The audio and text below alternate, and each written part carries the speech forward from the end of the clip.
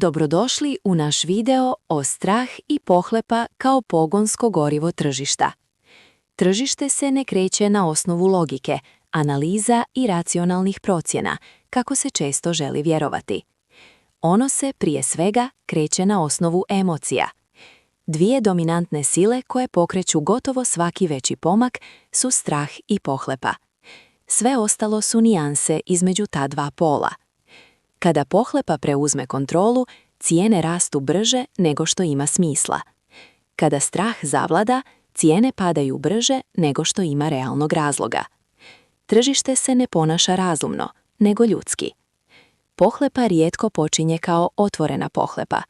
Ona ne dolazi sa jasnom namjerom da se zaradi što više po svaku cijenu. Počinje mnogo suptilnije. Kao želja da se ne zaostane. Kao osjećaj da drugi znaju nešto što ti ne znaš. Kao nelagodna misao da ćeš propustiti priliku ako ne reaguješ odmah. U početku djeluje bezazleno, čak racionalno. Kako cijena raste, ta želja se pretvara u uvjerenje da rast mora da se nastavi.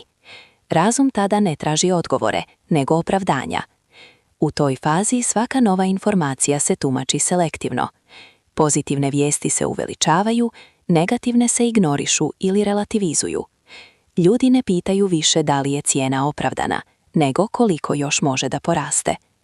Pohlepa tada prestaje da bude osjećaj i postaje stanje svijesti. Čovjek više ne vidi rizik, jer rizik kvari priču u koju želi da vjeruje. Strah se pojavljuje isto. Hvala što ste gledali. Pretplatite se za više sadržaja.